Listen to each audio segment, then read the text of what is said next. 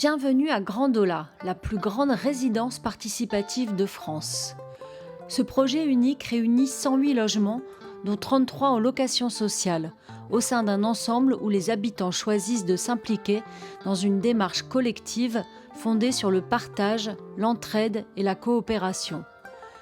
Les premiers habitants ont emménagé en décembre 2024, mais plusieurs d'entre eux sont engagés depuis 2021, participant activement à la conception du lieu et à son organisation. Grandola repose sur une gouvernance partagée. Une association syndicale libre assure la gestion administrative et financière des espaces communs, tandis que les habitants s'organisent en commission pour faire vivre le quotidien et porter des dynamiques collectives. Un conseil syndical complète cette organisation en jouant un rôle de représentation des copropriétaires et de lien avec le gestionnaire. La commission accueil accompagne les nouveaux arrivants. La commission communication facilite le lien entre les commissions, les habitants et les partenaires extérieurs. La commission bricolage gère l'atelier partagé en veillant à son bon usage. La commission jardin embellit nos espaces fleuris et nos potagers collectifs. La commission espace partagé organise les aménagements communs, le calendrier de réservation et les règles d'utilisation. D'autres commissions prennent en charge la gestion des conflits, l'entretien des locaux ou encore l'animation en proposant des événements pour tous les âges. L'énergie collective de Grandola s'est manifestée dès les travaux avec l'accueil d'une exposition de Banksy qui a attiré près de 22 000 visiteurs. Très prochainement, un toit-terrasse public, un snack et un jardin collectif porté par la ville ouvriront leurs portes. Une salle de diffusion culturelle verra le jour en fin d'année. Enfin, un restaurant solidaire et un pôle mobilité sont en cours d'installation au rez-de-chaussée de la résidence. Grandola, c'est un projet audacieux, une aventure humaine et collective en pleine construction. Un territoire d'expérimentation pour de nouvelles façons d'habiter et de faire société. On est nombreux, je pense qu'on est presque 80. Toutes les habitations sont concentrées autour de cette agora. L'ensemble des bâtiments est en ossature bois et en biothermie.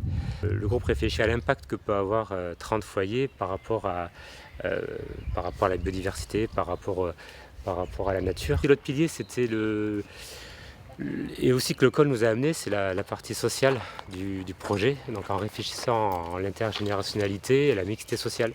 Et également d'intégrer des locataires dans le projet. Je voulais dire sur notre habitat, c'est comme un paradis pour le moment. Alors c'est peut-être la période lune de miel, mais cet habitat qui a démarré il y a très très longtemps et aussi auto-constitué à partir du territoire de Rabastина en transition. Et c'est nous qui sommes allés chercher derrière le col, qui avons fait avec eux l'appel d'offres pour les architectes et tout. Donc on a vraiment le sentiment d'avoir construit ça. C'est trop bien. Nous sommes dans l'esprit de participation, d'interaction avec des personnes qui ont les mêmes points en commun, qui ont des points communs avec nous, les mêmes motivations, dans un esprit décontracté. Moi, clairement, je n'imagine plus un seul instant reprendre un habitat individuel toute seule dans mon coin. Enfin, c'est tellement mieux. J'ai pris 7 ans depuis le démarrage, depuis le commencement, quoi. Et ceci dit, on arrive au résultat, quoi. Et c'est plutôt très positif, quoi. Ce qui est bien, c'est qu'on peut toujours compter sur les voisins, parce que dans certaines résidences, les voisins, on les connaît à peine, ou juste pour les apéros, mais là, c'est beaucoup plus solidaire, je trouve. Il y a un mot quand même qui nous traverse un peu tous, surtout en ce moment, c'est la joie. Et en arrivant dans les lieux, c'était aussi l'excitation. On est content d'être là tous ensemble, de commencer à se connaître et à créer des liens. Il y a déjà beaucoup de choses qui se passent dans le collectif et dans les rencontres entre les personnes de façon plus informelle, mais beaucoup de bienveillance et au quotidien, ça fait du bien.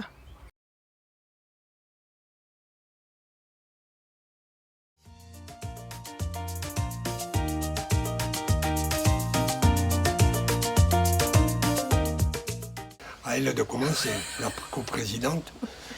Donc moi c'est Mélanie, je suis locataire dans le bâtiment A. Donc on a emménagé fin janvier. Je participe à la commission animation avec JP et je suis également coprésidente au bureau de l'ASL. Moi, c'est JP, je suis un des 10 seniors de la résidence Jeanne, de la maison Jeanne, et je suis co-référent à l'animation. Alors, combien de personnes nous sommes ? 62. Voilà. Nous, on a la particularité d'être un domaine où on a à la fois des propriétaires, il y a 17 accessions, il y a 10 appartements locatifs et il y a 10 seniors dans la maison Jeanne. Donc ça permet d'avoir de l'intergénérationnel, un espace vraiment partagé au niveau de la SL et des habitants. Nous avons le potager, la salle et le préau. On est mélangés dans les réunions, y compris à la SL où on est tous ensemble. Le Grand Chêne, le domaine est un endroit pour nous de rêve parce que quand on a vu évoluer la construction et que l'on est rentré dedans mi-décembre, ce que l'on avait idéalisé, on a trouvé beaucoup mieux que ça, quoi. Et donc la vie en commun coulait de source déjà avant. Donc on est venu pour ajouter des plaisirs à nos bonheurs.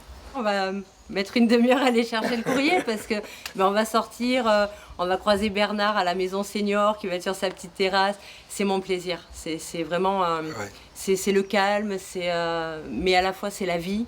Avoir des bébés qui arrivent là, qui sont arrivés en tout début d'année, et puis avoir nos seniors aussi à côté, et devoir vivre tout ça, c'est un vrai bonheur.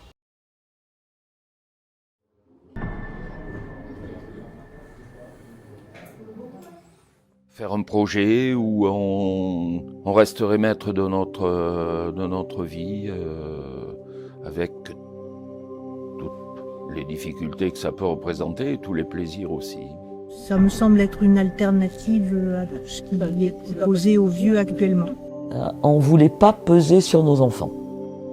La vie collective, la vie en groupe, qui stimule beaucoup plus justement la vie jusqu'à la fin de vie. Et on veut faire autre chose. Et on veut vieillir heureux. Rien pour les vieux sans les vieux.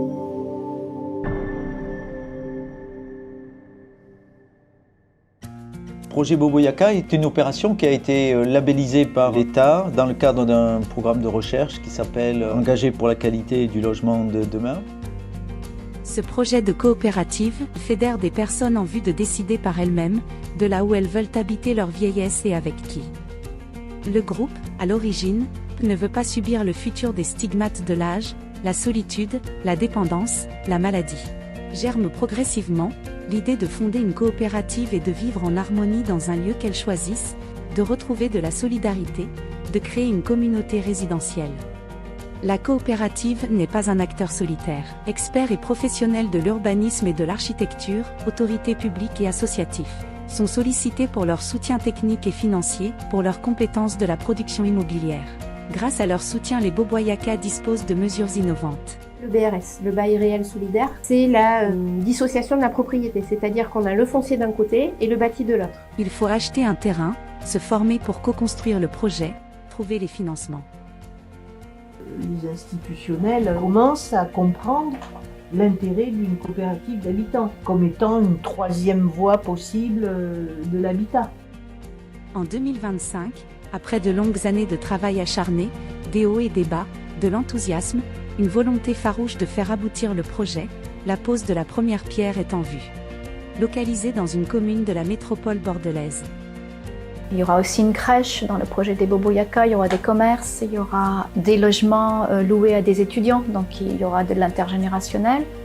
Là tu passes dessous, voilà, avec tous les communs, avec leur grande terrasse abritée. Que ce projet, de le vivre et qu'il serve à d'autres. Et ça va être la vie qu'on va transmettre.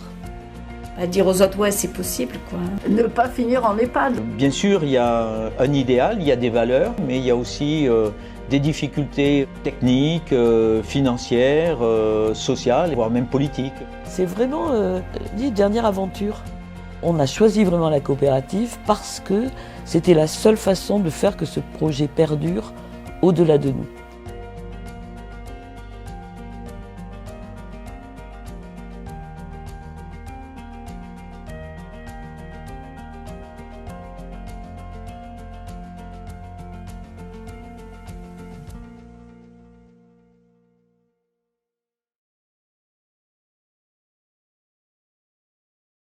Bienvenue au village Sarah, un nouvel habitat participatif de 24 logements au cœur du quartier des Chartrons à Bordeaux. Depuis 10 mois ou 10 ans, nous sommes engagés dans une dynamique collective, autant pour trouver un terrain accessible à tous que pour créer des liens de solidarité entre nous. Notre carburant, le respect. Notre moteur, la mixité sociale, générationnelle, économique, culturelle. Nos clés pour ouvrir les portes, la bienveillance et l'humanité. Dans notre groupe, on cherche à mutualiser nos outils pour le bricolage et les vélos. Nous, on cherche à réduire les coûts en groupant nos différents besoins. Alors nous, on cherche à créer une vie de village au sein du programme. Alors nous, le groupe Espace Vert, on réfléchit à la végétalisation de l'îlot Sarah pour une meilleure qualité de vie. Depuis sa conception initiale jusqu'à sa réalisation, en coordination avec l'école et Sonia. Je suis Nora de la commission Espace Partagé. Nous nous occupons de gérer la mise en place des espaces communs que nous allons utiliser. Il y aura la buanderie, la salle commune, le patio et également la grande terrasse. Bonjour, moi c'est Luc du groupe Qualité de Vie. Notre groupe réfléchit en ce moment donc à la qualité de vie de nos futurs logements, avec notamment les relations avec le voisinage, également les espaces verts, quel type d'espace vert on va pouvoir mettre en place. Et puis également les revêtements de sol. On est en discussion avec la métropole et le COL pour trouver le meilleur aménagement possible qui procure à la fois de la fraîcheur et un espace de vie convivial au cœur de l'îlot Sarah.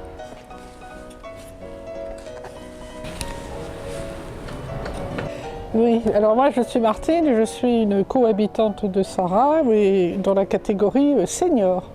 Alors pour les seniors, il a été convenu dans le projet du village Sarah d'avoir une pièce en plus dans les logements des seniors pour accueillir des étudiants dans un choix d'ailleurs de diversité culturelle. Moi c'est Véronique, je suis dans le chantier statut de l'association. Nous avions déjà une association depuis plus de 10 ans, depuis qu'on a lancé le projet. Donc il nous faut des nouveaux statuts qui vont bien nous aider à être très participatifs dans le village. Donc on crée une nouvelle association avec un conseil de village, avec tout ce qu'il faut pour qu'on vive bien ensemble dans l'esprit de l'engagement, du respect et de la bienveillance.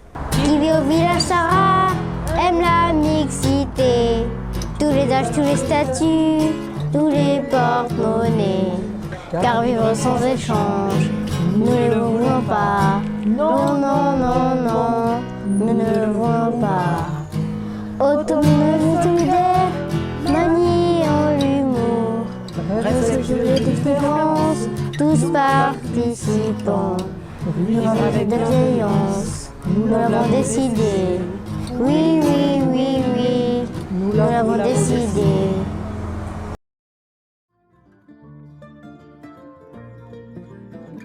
J'en ai vu des choses depuis que j'ai été plantée, mais voilà aujourd'hui où j'ai la chance d'habiter.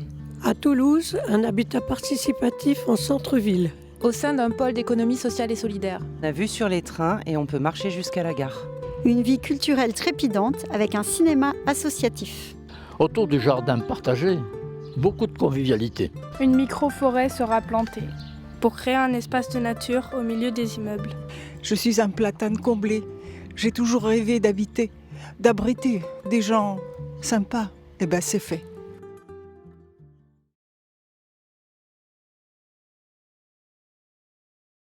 Bonjour.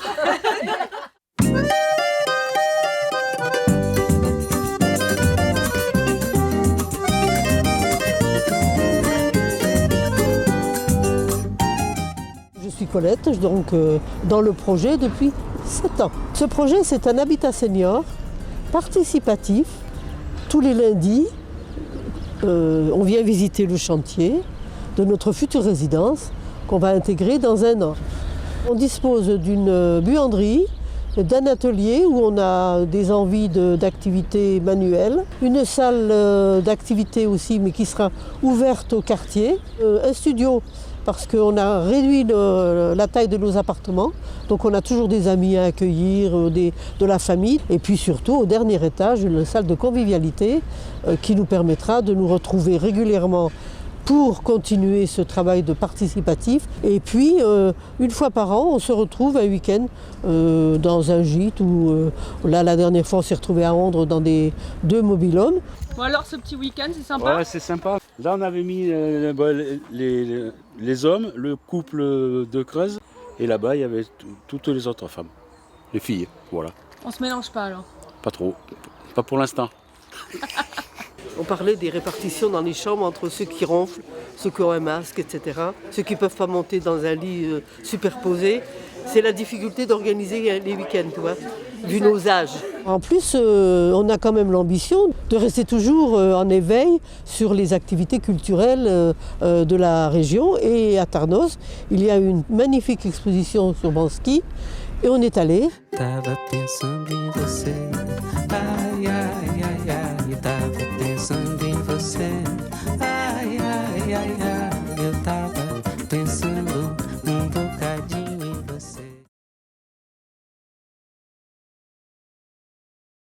C'est la fête de tes raretés et là, pour la préparer un peu, on fait du jus de pomme. C'est ta vie buveur de rêve, c'est ton rêve buveur de vie. Ton destin est dans tes mains, l'avenir entier t'appartient. C'est ta vie buveur de rêve, c'est ton rêve buveur de vie. Tu prendras peut-être des baffes, enivre-toi jusqu'à plus soif. Enivre-toi jusqu'à plus soif. Qu'est-ce qui se passe aujourd'hui? C'est la fête de tes raretés, elle fête ses 8 ans. Tes raretés, ça vient du col, je crois, et ça a commencé en 2016. Je suis arrivée quand tes raretés s'est créé, quoi. J'avais 3 mois, un truc comme ça. C'est bien parce que j'ai de la chance, parce que nous on peut aller dehors, il y a plein d'endroits où on peut pas aller dehors. Au premier dimanche du mois, il y a le dimanche participatif où on fait un peu les tâches ménagères. Le grand ménage. Ouais, le grand ménage. On fait le potage et tout ça. Je fais de la lessive, parce qu'on fait notre propre lessive et on va aller récolter des pommes. Moi, je fais les tartes aux pommes pour cet après-midi, pour la fête de cet après-midi. Là, nous sommes en train de préparer l'arrivée de l'hiver. Les pierres, elles sont recouvertes par de l'herbe, de la terre. Donc, on va essayer de dégager pour pas trop se salir les pieds. Le show va pouvoir commencer, si je pouvais dire ça en anglais, effectivement, show must go on. Nous avons Stéphane, notre célèbre Stéphane qui va ouvrir le bal, qui va ouvrir le set, qui va ouvrir l'après-midi musical. Je ne suis plus un aigle, là j'ai tout délaissé. Le plaisir de voler, le plaisir de chasser. Un petit vol de foi, c'est là ma pénitence. Comme un vulgaire chien, j'avale ma pitance. Vol, vol.